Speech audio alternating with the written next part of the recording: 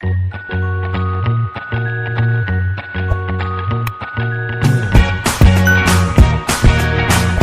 Student, welcome to United Classes. तो अभी तक हमने क्या पढ़ा? अकाउंटिंग इक्वेशन पढ़ा और उसके बाद हमने पढ़ा जनरल एंट्री।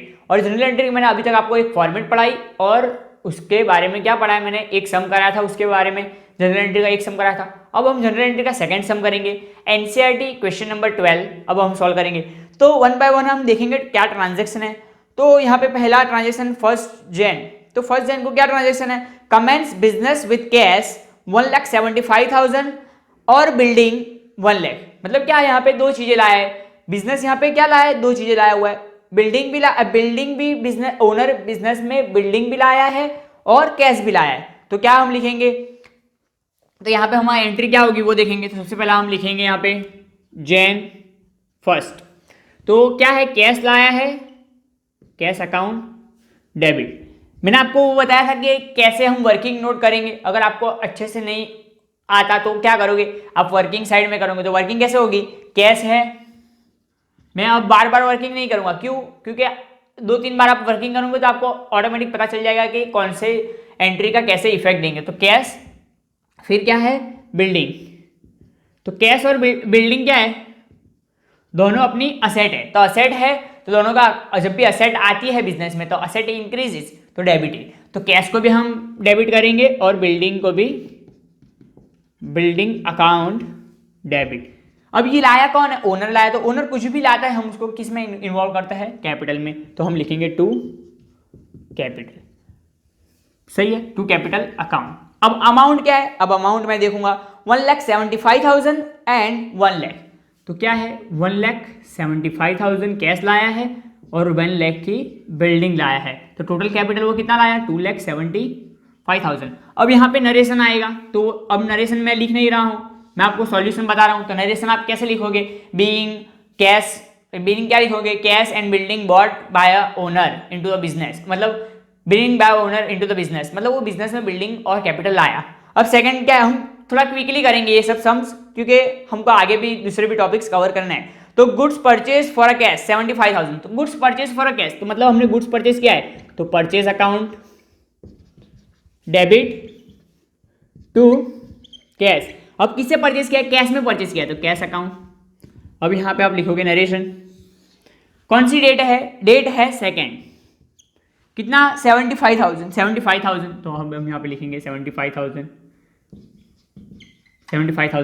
तो ये कैसे हुआ कि गुड्स परचेज? तो गुड्स परचेज करेंगे तो परचेज अपना क्या है? एक्सपेंस है, तो एक्सपेंस होगा तो क्या होगा? डेबिट। अब कैश गया तो क्या हुआ? कैश जाएगा तो हम करेंगे उसको क्रेडिट। ये रूल्स मैंने आपको पढ़ा दिया, मॉडर्न रूल्स और गोल्डन रूल्स ऑफ अकाउंट पढ़ा दिए, वो आप रूल्स देख लेना। और वो रूल्स से हम कैसे सॉल्व करते हैं उसका भी एक मैंने वीडियो बनाया है जनरल एंट्री का, तो वो भी आप देख लेंगे। तो आपको ये जो मैं क्वेश्चन कर रहा हूँ क्विकली, आपको भी ऐसे क्विकली करते आ जाएगा, मतलब आप तुरंत क्या है आंसर दे सकोगे।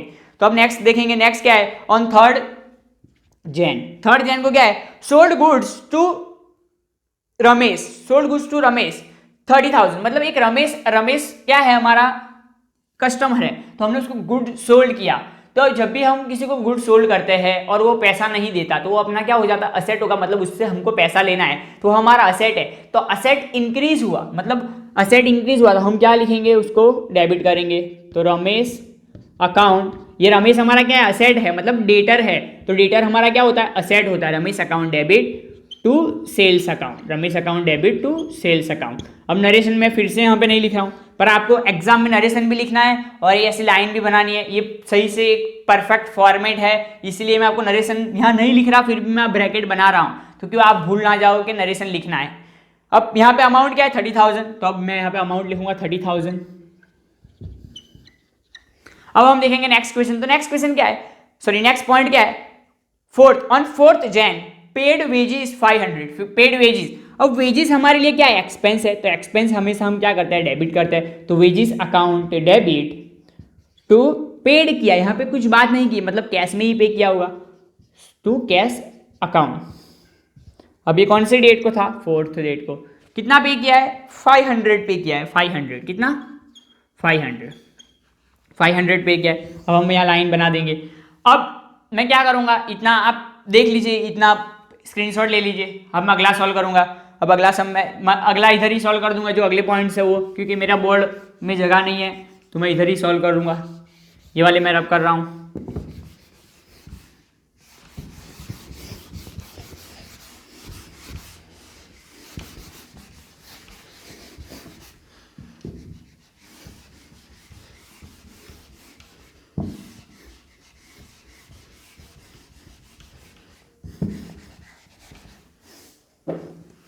तो अब मैं नेक्स्ट जो पॉइंट्स है वो सॉल्व करूंगा। हमने 4 तक सॉल्व किए, अब हम करेंगे कौन सी डेट। अब नेक्स्ट डेट है 6th, तो अब 6th डेट को क्या हो रहा है, अब 6th डेट को हो रहा है सोल्ड गुड्स फॉर कैश, मतलब हमने क्या किया, कैश में गुड्स को सेल किया। तो इससे क्या होगा, कैश आएगा और गुड्स जाएंगे, तो cash account debit to sales account. अब जगह नहीं बच रही, इसलिए मैं क्या कर रहा हूँ, थोड़ा नरेशन वाला और ये लाइंस थोड़ी छोटी बना रहा हूँ। अब कैश अकाउंट डेबिट, तो कितना था, अमाउंट क्या है, अमाउंट है 10,000, अमाउंट है 10,000, तो अब मैं अमाउंट लिख दूंगा। तो सबसे पहला हमको एंट्री देनी है, फिर अमाउंट लिखनी है। तो क्या है, क्योंकि कुछ बार कैसा होता है कि नॉर्मली क्या बच्चे क्या करते हैं, एंट्री दे देते हैं और अमाउंट लिखना भूल जाते हैं, तो अमाउंट लिख के एंट्री भी कभी कभी देना भूल सकते हैं। ये नॉर्मली अकाउंट्स में प्रॉब्लम्स होती है, जब नए नए हम सीखते हैं अकाउंट्स, तो ये सब प्रॉब्लम्स होती है, बट अब हम प्रैक्टिस करेंगे तो हमको सब अच्छे से आ जाएगा। अब 10th डेट, अब डायरेक्ट कौन सी डेट है, 10th को। अब 10th को क्या हो रहा है, पेड फॉर ट्रेड एक्सपेंस। अब ट्रेड एक्सपेंस पे किया, मतलब ट्रेड भी हमारा एक्सपेंस है, तो ट्रेड एक्सपेंस अकाउंट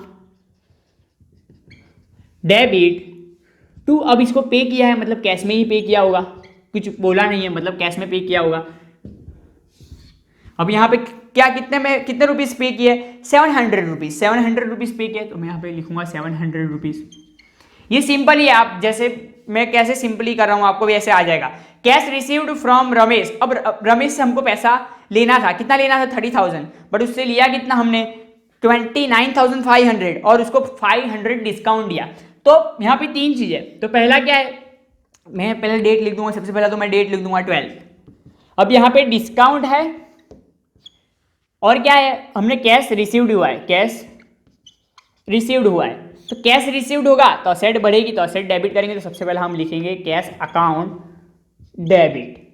अब यहाँ पे कौन सा था, रमेश हमारा डेटर था, हमने उसको क्या किया था, डेबिट किया था, बट अब उसने पैसे हमको दे दिए, तो अब उसको हम क्या करेंगे, क्रेडिट करेंगे, तो रमेश को क्रेडिट करेंगे, याद रखना। अब यहाँ पे हमने डिस्काउंट दिया है, डिस्काउंट देंगे तो मतलब अपना लॉस हो रहा है, हम लॉस में, हमको लेना था 30,000 बट हम ले रहे हैं 29,500, मतलब 500 हमारा लॉस हो रहा है, तो वो लॉस को हमेशा हम क्या करते हैं, डेबिट करते हैं, तो डिस्काउंट को हम करेंगे डेबिट। तो यहाँ मैं लिख रहा हूँ discount allowed account debit to, क्या लिखेंगे, रमेश अकाउंट, रमेश अकाउंट।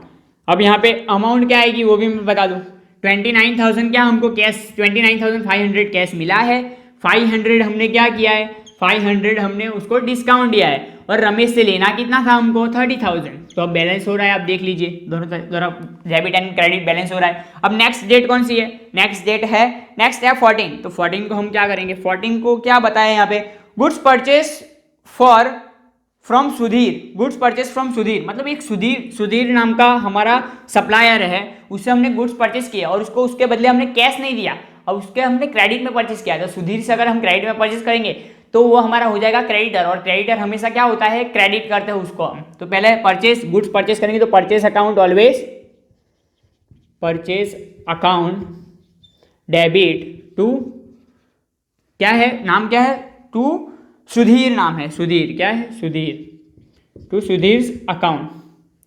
तो अब मैं अमाउंट देखूंगा, अमाउंट क्या है इनकी, मतलब ये हमने कितना परचेस किया, परचेस 27,000। तो आप भी जब सॉल्व करो तो हमेशा हर एंट्री क्या है, एक बार हमने एंट्री की और उसको सेकंड बार वेरीफाई कर लेने का, क्योंकि हर सम के लिए हमको डबल मिनट्स मिलते हैं, मतलब 6 मार्क्स का सम होगा तो हमको 12 मिनट्स मिलेंगे वो सम सॉल्व करने के लिए, तो इसलिए आप वेरीफाई कर सकते हो। अब 18 क्या है, 18th में है कार्टेज पेड। अब कार्टेज एक एक्सपेंस है, क्या है, कार्टेज एक एक्सपेंस है, कार्टेज एक टाइप का एक्सपेंस है, तो cartage expense account debit to cash account. तो अब एक्सपेंस हमेशा आपको याद रखना है, मैंने आपको रूल्स बता था कि एक्सपेंस डेबिट होता है, इनकम क्रेडिट होती है, कैपिटल क्रेडिट होता है और असेट डेबिट होते हैं और लायबिलिटीज क्रेडिट होती है। तो आपको ये रूल्स याद होगा तो आपको अलग से वर्किंग नहीं बनानी पड़ेगी। जैसे मैंने पहले सम में क्वेश्चन नंबर 11 में जैसे मैंने वर्किंग करी थी, वैसे आपको वर्किंग करने की जरूरत नहीं होगी। इसलिए मैं आपको याद करा रहा हूँ कि वो जो मैंने मॉडर्न अकाउंट्स के रूल्स पढ़ाए थे वो याद रखना, या तो आप गोल्डन रूल्स ऑफ अकाउंट्स याद रखना, कुछ दोनों में से एक भी अच्छे से याद रखना, तो आपको ये वाला जनरल एंट्री अच्छे से सॉल्व करना आएगा। तो कार्टेज पेड कितना है, 1000 रुपीज़, तो 1000 रुपीज़ मैं लिख दूंगा, 1000 रुपीज़। तो अब यहाँ पे हो गया। तो अब यहाँ पे अभी और मेरे कितने ट्रांजेक्शन बचे हैं, 20, 22 एंड 25। अभी भी 3 ट्रांजेक्शन बचे और मेरे पास जगह नहीं है, तो मैं फिर से ये रब कर दूंगा।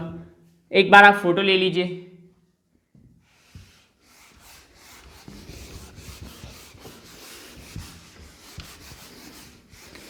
मैं छोटा भी लिख सकता था, एक बोर्ड पे दो टेबल बना के आपको मैं पूरा सम एक ही बोर्ड पे करा सकता था, बट आपको अच्छे से दिखे इस वजह से मैं क्या कर रहा हूँ, ये रब करके फिर से मैं अगले पॉइंट्स लिख रहा हूँ और बड़े से बड़ा क्वेश्चन से मतलब बड़े हैंड राइटिंग में आपको लिख के बता रहा हूँ, क्योंकि आपको अच्छे से पता चले। वैसे अब हम देखेंगे नेक्स्ट। तो नेक्स्ट पॉइंट क्या है, हमने लास्ट किया 18 वाला क्या करा हमने, अब हम देखेंगे 20। तो 21 पॉइंट क्या है, 20 draw cash for a personal use, मतलब ओनर ने पैसा विड्रॉ किया है। तो जब भी ओनर पैसा विड्रॉ करता है तो हम उसको क्या लिखते हैं, ड्रॉइंग्स अकाउंट डेबिट टू, क्या लिखेंगे, टू कैश अकाउंट।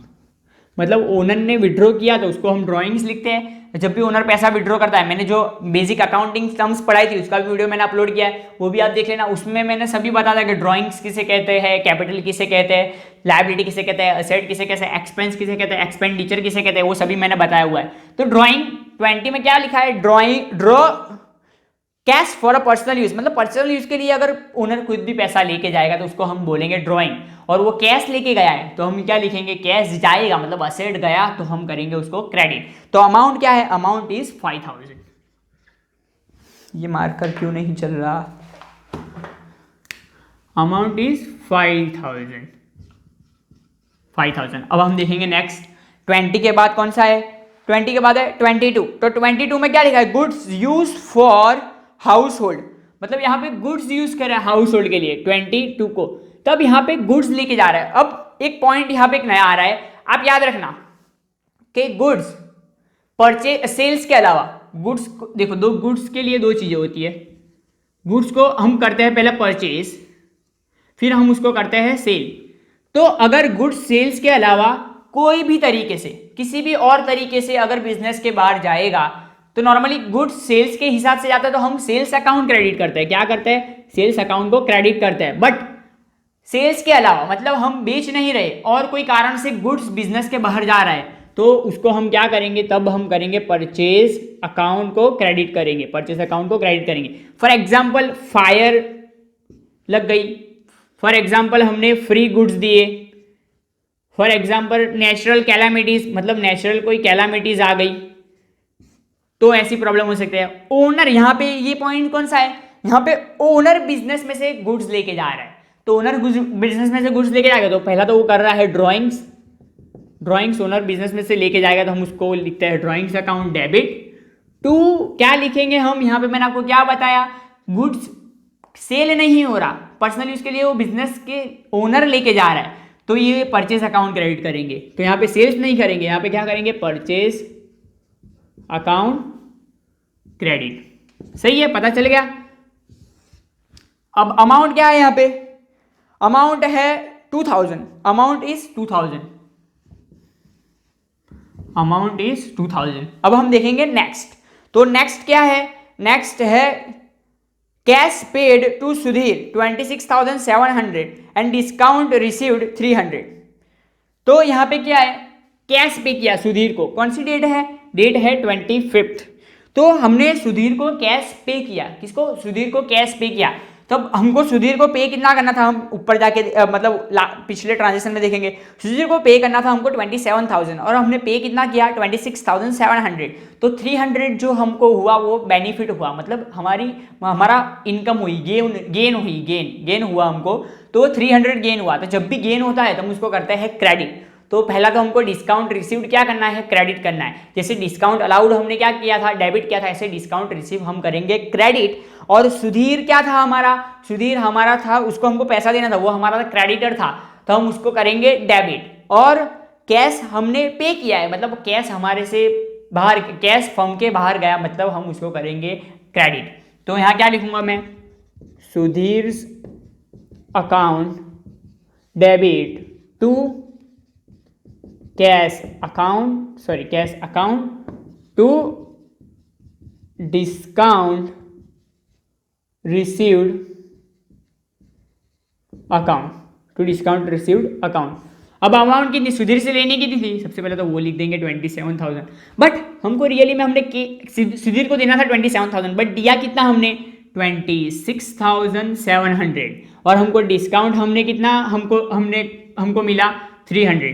तो ये सिंपल क्या था, ये सिंपल एक सम था जिसमें एक दो पॉइंट नए थे। मैंने आपको बता दिया ये परचेस अकाउंट वाला वो मेन पॉइंट था, ये सम में नया एक सबसे मेन पॉइंट ये वाला था। तो आपको ये सम क्या है अच्छे से याद रखना है, और ऐसे और भी सम्स हम आगे करेंगे तो आपको याद रखना है। फिर हम करेंगे लेजर अकाउंट, और पूरी सीक्वेंस में हम पूरा 11th स्टैंडर्ड कवर करेंगे। तो आप अच्छे से ये वाला वीडियो अगर आपने देखा है तो अगले भी मैंने जो पिछले वीडियोस डाले हैं वो भी आप देख लीजिए। तो आपको ये जो कुछ पॉइंट्स अगर नहीं भी समझ में आए तो पिछले वीडियोस के जो मैंने बेसिक सम समझाई है उसके बेस पे आपको ये वाले सब वीडियो देखोगे तो आपको अच्छे से समझ में आ जाएंगे। Thank you.